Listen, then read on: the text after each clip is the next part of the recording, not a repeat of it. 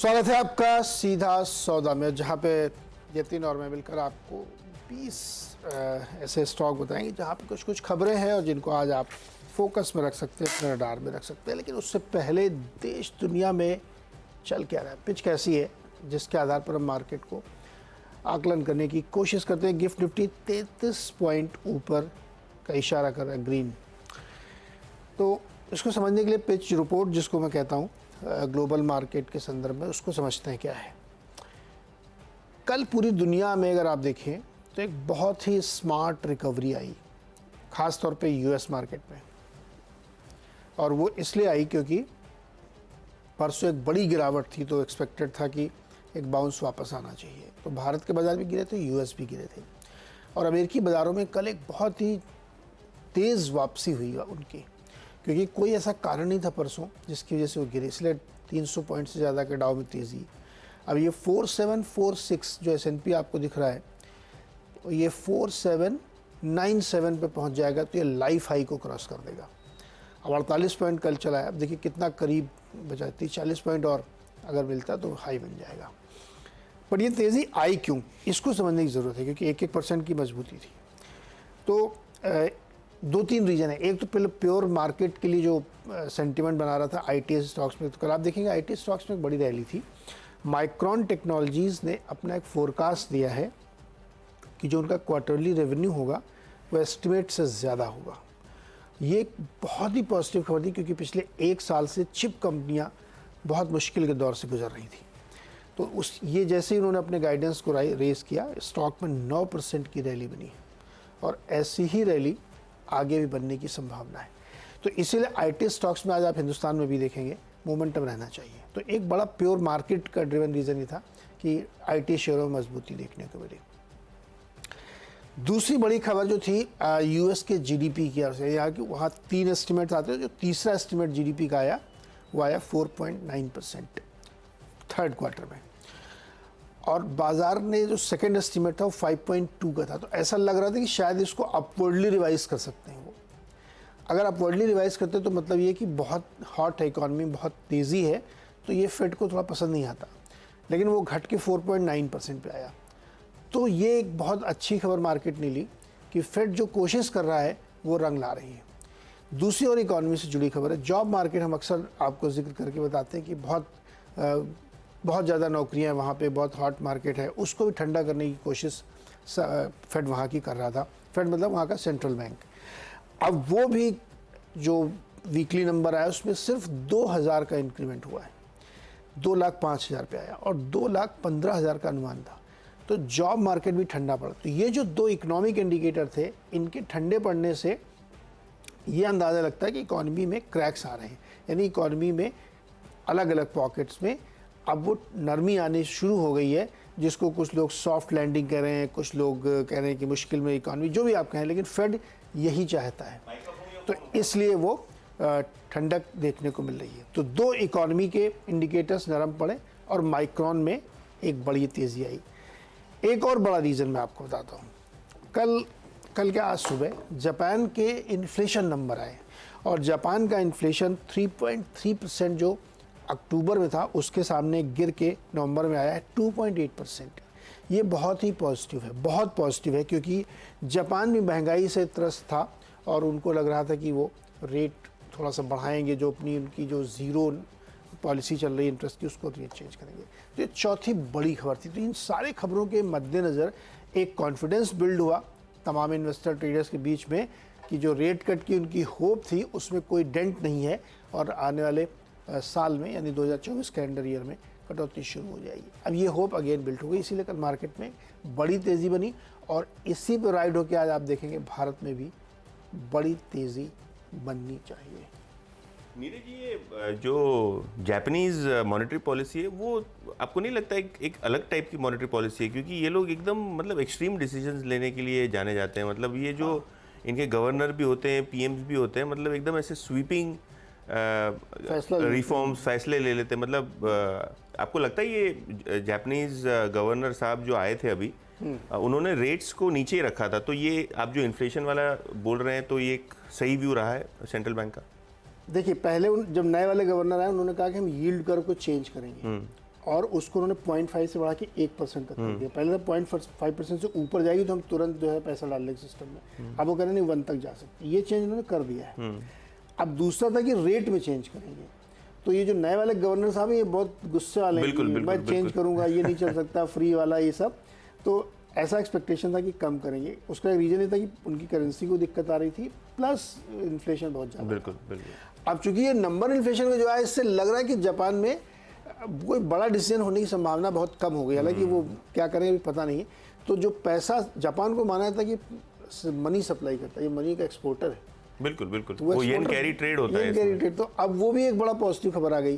तो मुझे लगता है यार ये जो पूरी कायनात जो ना तेजी के मोड़ में आ गई।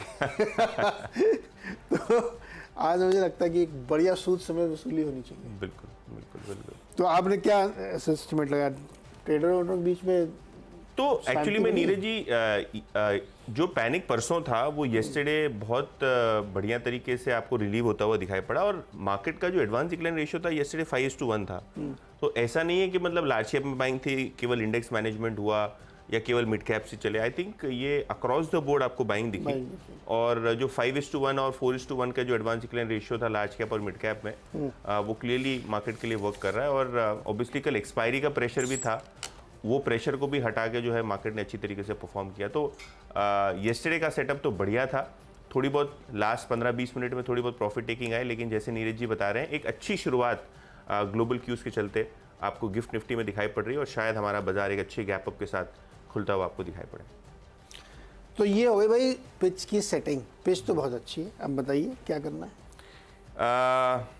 न्यूज़ वाले स्टॉक्स से शुरू करते हैं, और 4 स्टॉक्स सबसे पहले शुरू करता हूं जोमेटो से। एक इंटरनेशनल न्यूज़ एजेंसी की रिपोर्ट आई कि जोमेटो जो है शिप रॉकेट को $2 बिलियन के लिए अक्वायर करने वाला है, एक मेजॉरिटी स्टेक वहां निवेश करने वाला है। और $2 बिलियन का एक कैश अमाउंट जो जोमेटो देगा, उससे थोड़ा बहुत अनकंफर्ट हो गया था। तो ये स्टोरी के बाद लग रहा था कि शायद जोमेटो में शुरुआती प्रेशर रहे, क्योंकि बहुत बड़ा एक्विजिशन ये जो है मीडिया स्पेकुलेशन के हिसाब से दिखाई पड़ रहा था। लेकिन जोमेटो के जो फाउंडर हैं दीपेंद्र गोयल साहब, इन्होंने ट्वीट करके ये बताया कि ये जो स्टोरी है वो इनएक्यूरेट है, फैक्चुअली इनकरेक्ट है, और किसी भी प्रकार के एक्विजिशन की अभी फ़िलहाल शॉर्ट टर्म में, मीडियम टर्म में कोई तैयारी नहीं है।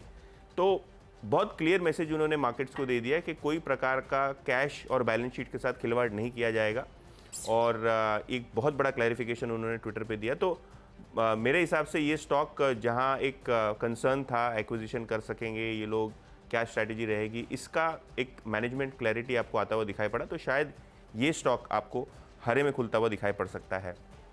और ऑब्वियसली जो अगले 3 स्टॉक हैं वो मेरे माइनिंग सेक्टर से हैं, NMDC, GMDC, नैल्को।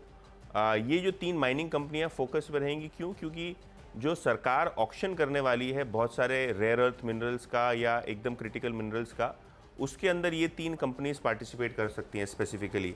अगर हम माइन मिनिस्ट्री की बात करें तो pre bid conference first tranche of rare minerals की वो होल्ड करने वाले हैं, और आगे जाके ग्रेफाइट, पोटैश, निकल और लिथियम की जो माइंस हैं इंडिया में उसका ऑक्शन शुरू करने जा रहे हैं। और last date for bid submission 22 जनवरी यानी आज आपको आती हुई दिखाई पड़ रही है। तो ये जो रेयर अर्थ मिनरल्स और लिथियम वगैरह जो माइंस हैं जहां माइंस मिनिस्ट्री एक्टिवली अब इसका ऑक्शन करने वाली है, इसमें ये 3 कंपनी जो है NMDC, GMDC, नैल्को रखनी होंगी रेडार पे। तो नीरज जी 4 स्टॉक्स जो है वो मेरे एक झटके में चांद पे। वैसे ये जो माइनिंग वाली कंपनीज है ना, यही एक पॉकेट है जिसमें अभी वो तूफानी तेजी आई नहीं। अभी नहीं, और अगर आप देखें कोल इंडिया, NMDC, GMDC, नैल्को, ये सब स्टॉक्स मल्टीप्लायर हो गए अगले मतलब पिछले 6-12 महीने में, और आगे भी इनको लगता है कि विजिबिलिटी बढ़िया है अर्निंग्स की। मुझे लगता है ये वाली जो खबर आप बता रहे हैं ना, इसकी बहुत लोग इंतजार कर रहे हैं। हाँ, बहुत लोग ये खबर आएगी तो फिर ये माइनिंग कंपनीज में एक बार फिर से तेजी बनेगी। तो भाई ये 3 है। ऐसा इसमें से एक आध मैंने भी ऐसी चोरी कर ली है,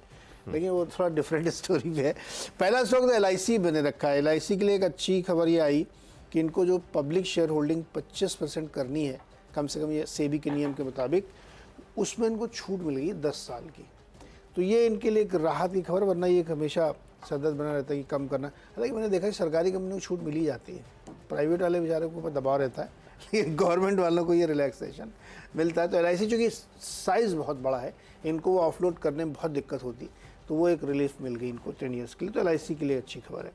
दूसरा स्टॉक मद्रास फर्टिलाइज़र है। इसमें इन्होंने बिजनेस अपडेट दिया है कि इनका जो प्लांट शटडाउन इन्होंने किया था साइक्लोन की वजह से मद्रास चेन्नई की तरफ, वो रिज्यूम कर गया प्रोडक्शन। उसमें बहुत सारे लोगों ने फोर्स मेजर ले लिया था, इतना भयानक वो तूफान था। अब वो चूँकि प्लांट रिवाइव हुआ और फर्टिलाइज़र इसमें बहुत सबसे ज़्यादा बढ़िया रैली फर्टिलाइजर स्टॉक्स में, आप मतलब फैक्ट को अगर आप देखें फर्टिलाइजर एंड त्रावणकोर वाला, उसमें तो कमाल की रैली बनी है। तो मुझे लगता है ये बिजनेस अपडेट काफ़ी पॉजिटिव है इनके लिए। तो मद्रास फर्टिलाइजर को भी आप रख सकते हैं ध्यान में।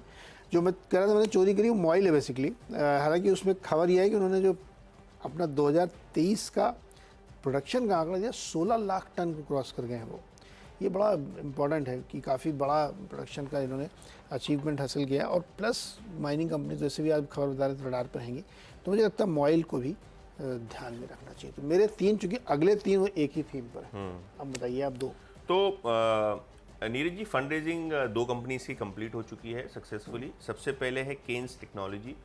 यहाँ कंपनी ने 1400 करोड़ रुपए रेज किए हैं QIP के जरिए, और QIP का दाम फिक्स किया गया है 1183 रुपये, सॉरी 2424। ये KPI ग्रीन का मैंने प्राइस पढ़ा। ये 2424 केन्स टेक्नोलॉजीज़ का ये जो QIP है, इसका प्राइसिंग नक्की किया गया है। और HDFC म्यूचुअल फंड और निपॉन म्यूचुअल फंड, ये 2 एंकर इन्वेस्टर्स हैं पूरे के पूरे QIP में। और अगर हम देखें तो बहुत अच्छी तरीके से कंपनी ने पिछले 2-3 क्वार्टर्स में परफॉर्म किया है। हम अगर बात करें मेक इन इंडिया की PLI स्कीम्स की, तो डिक्सन के बाद जो एक इमर्जिंग कंपनी है पूरे के पूरे ये सेगमेंट में, ये केन्स टेक्नोलॉजीज है। तो ये एक स्टॉक रेडार पर रखिए। QIP का जो ओवरऑल सेटअप है वो बढ़िया है। और जनरली क्या होता है कि QIP का जैसे ही अलॉटमेंट हो जाता है, स्टॉक थोड़ा बहुत प्रेशर में रहता है, क्योंकि बहुत सारे वो हेज फंड वाले, शॉर्ट टर्म ट्रेडिंग फंड्स वाले वो बेचते हैं। तो शायद एक मौका बने इस पर्टिकुलर स्टॉक में भी। और दूसरा स्टॉक है वो है KPI ग्रीन। यहाँ भी इन्होंने QIP के ज़रिए 300 करोड़ रुपए रेज़ किए हैं। QIP का जो स्ट्रक्चर है वो फाइनलाइज हुआ है बोर्ड से येस्टरडे। और 1183 जो सेबी का फ्लोर प्राइस है, उस पर 5% डिस्काउंट कंपनी ने रखा है, और 1183 में ये QIP आपको होता हुआ दिखाई पड़ रहा है। कंपनी अपनी जो सोलार कैपेसिटी है, EPC कैपेसिटी, इसको बढ़ाने के लिए 300 करोड़ रुपए रेज़ किए हैं। तो दोनों ही स्टॉक्स केन टेक्नोलॉजी और KPI ग्रीन रहेंगे रेडार पे फंड रेजिंग के बाद। ओके, तो ये 2 और हो गए स्टॉक। अब मेरे जो 3 है वो दरअसल एक ही टाइप की खबर में हैं। लेकिन पहले एक आपकी इस खबर पे मैं कमेंट करना चाह रहा था। ये जो फंड रेज है ना, बहुत सारी कंपनी कर रही है QIP के थ्रू।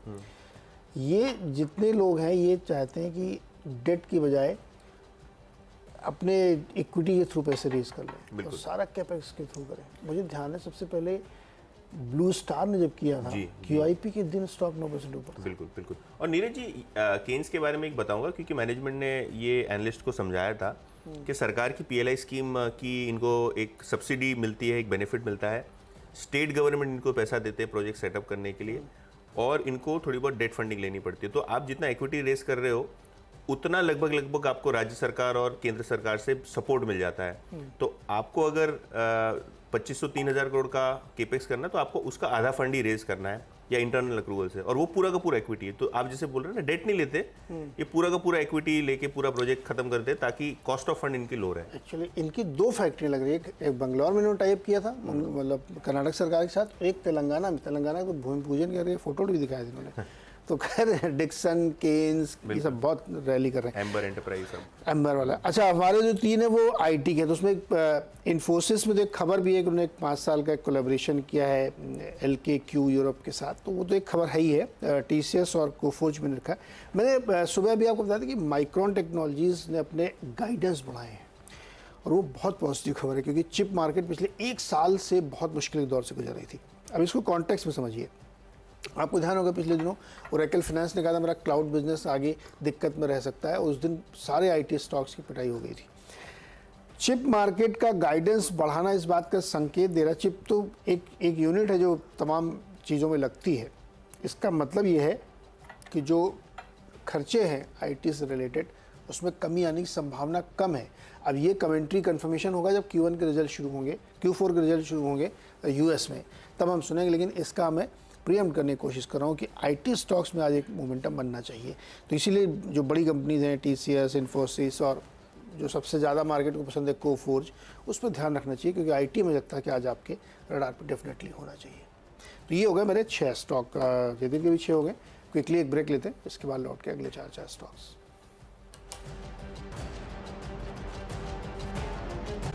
स्वागत है एक बार फिर से। और अगले जो 4 स्टॉक हैं उसमें जीएमआर एयरपोर्ट का पहले रखिए। और इसमें नेशनल इंफ्रास्ट्रक्चर इन्वेस्टमेंट फंड ने 675 करोड़ रुपए आंध्र प्रदेश के विशाखापट्टनम के भोगापुरम एयरपोर्ट में निवेश करेगी। दरअसल वहाँ पे एक ग्रीनफील्ड एयरपोर्ट बन रहा है जो जीएमआर बना रहा है और उसमें एनआईआईएफ 675 करोड़ डालेगी। इससे पहले भी एनआईआईएफ ने इनके 2 और प्रोजेक्ट में पैसे डाले, एक गोवा वाले में और एक और में।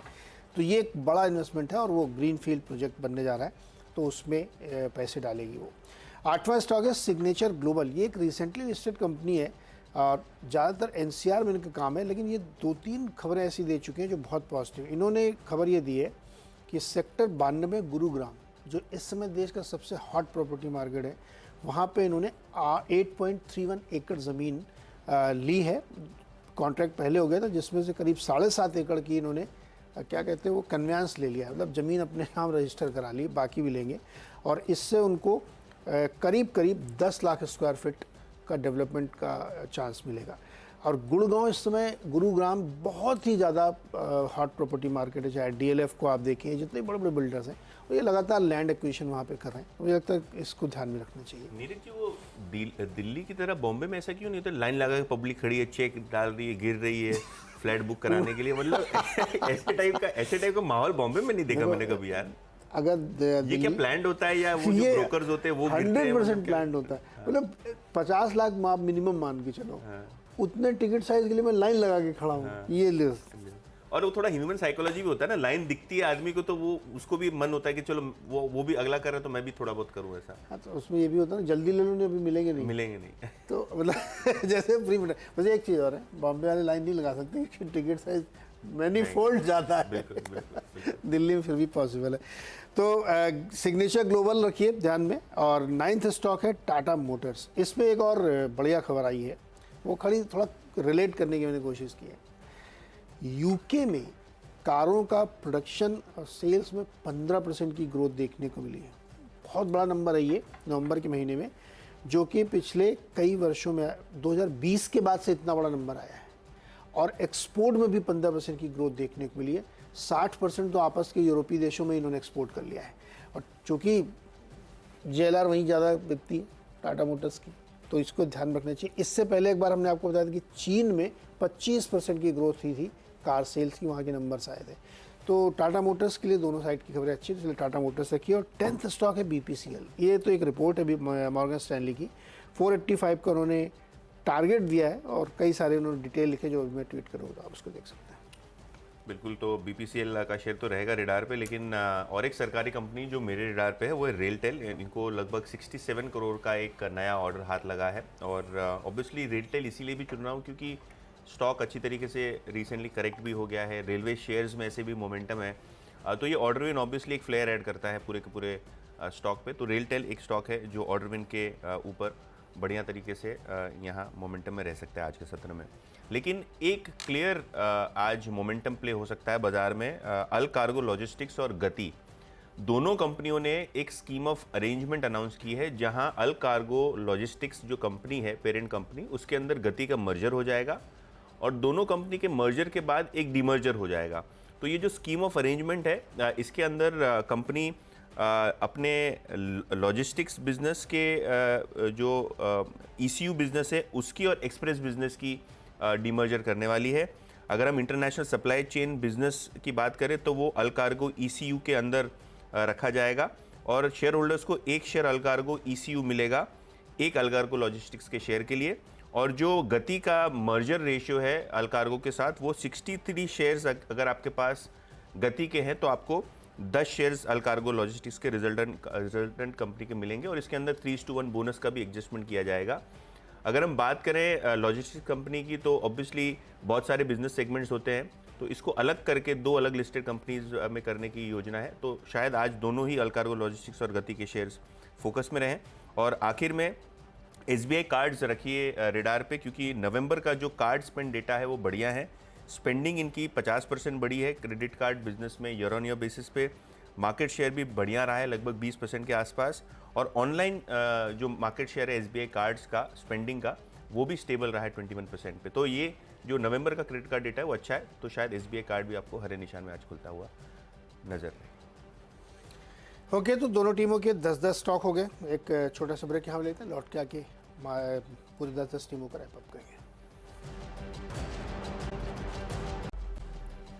तो सीधा सौदा में फिर से एक बार स्वागत है और 10 के 10 स्टॉक्स के रैपअप का समय हो चुका है और आपकी स्क्रीन पर जो 10 स्टॉक्स हैं, सबसे पहले जोमेटो। यहाँ अगर आप देखें तो ओवरऑल जो एक्विजिशन की न्यूज़ थी उसका खंडन कंपनी ने कर दिया है। तो $2 बिलियन की जो एक्विजिशन की बात हो रही थी शिप रॉकेट की, वो डिनाई कर दी है कंपनी ने और शायद यहाँ एक बेनिफिट मिले कंपनी के शेयर्स को। इसके अलावा एनएमडीसी, जीएमडीसी, नाल्को, ये जो 3 सरकारी माइनिंग कंपनी जिसको रखिए रेडार पे, क्योंकि रेयर अर्थ मिनरल्स और लिथियम की माइंस के ऑक्शन की शुरुआत होने वाली है और शायद इसका फ़ायदा इन 3 कंपनी को मिलता हुआ दिखाई पड़े। केन्स टेक्नोलॉजी और केपीआई ग्रीन, इन्होंने क्यूआईपी का जो रेट है और जो ओवरऑल स्ट्रक्चर है वो फाइनलाइज कर दिया है, बोर्ड ने अप्रूव कर दिया है। तो फंड रेजिंग के बाद दोनों शेयर रखिए रेडार पे। शायद एक प्रेशर रह सकता है शुरुआती अलॉटमेंट के लिए, बट एक बढ़िया तरीके से क्यूआईपी कंक्लूड होता है दोनों कंपनीज़ का। रेलटेल एक ऑर्डर मिला है इनको।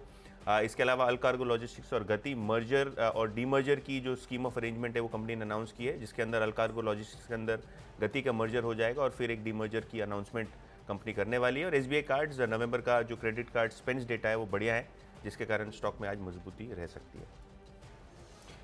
ओके, एलआईसी में ध्यान रखिएगा, इसमें जो 25% मिनिमम पब्लिक शेयर होल्डिंग है उसके लिए इनको 10 साल का एक्सटेंशन दे दिया गया समय, चूँकि लार्ज इक्विटी है, डाइल्यूट करने में दिक्कत होगी। मद्रास फर्टिलाइजर ने जो अपना प्लांट बंद किया था साइक्लोन की वजह से चेन्नई में, उसको फिर से शुरू कर दिया है। मॉइल ने अपना प्रोडक्शन नंबर दिया है 2023 में 16 लाख टन का इन्होंने अचीवमेंट हासिल किया है। इन्फोसिस ने एक टाई अप किया है, लेकिन उसके साथ ही इन्फोसिस, टीसीएस और कोफोज में ध्यान रखिएगा। माइक्रॉन के नंबर का जो एक्सपेक्टेशन उन्होंने गाइडेंस बढ़ाया वो बहुत पॉजिटिव है तमाम आईटी कंपनीज के लिए, और इसलिए इन तीनों को यहाँ पे रखा गया है। जीएमआर एयरपोर्ट में ध्यान रखिएगा, एनआईआईएफ इसमें 675 करोड़ रुपए भोगा गांव विशाखापट्टनम का जो ग्रीन फील्ड एयरपोर्ट बन रहा है उसमें पैसे लगाएगी, इक्विटी पार्टनरशिप होगी उनकी। Signature global real estate company है, गुरुग्राम के सेक्टर 92 में 8.31 एकड़ ज़मीन खरीदी है, जो देश का सबसे हॉट प्रॉपर्टी मार्केट इस समय बन गया। लगातार ये लैंड परचेज वहाँ पे कर, सिग्नेचर ग्लोबल ध्यान रखिएगा। टाटा मोटर्स यूके के नंबर आए हैं कार प्रोडक्शन और एक्सपोर्ट के सिग्निफिकेंट नंबर, 15% प्रोडक्शन बढ़ा है और 15% की एक्सपोर्ट ग्रोथ हुई है, जो कि 2020 के बाद सबसे बड़ी ग्रोथ है। तो जेएलआर को फायदा हो सकता है, टाटा मोटर्स ध्यान रखिएगा। बीपीसीएल में मॉर्गन स्टैनली की रिपोर्ट है 485 का टारगेट, ओवरवेट की कॉल।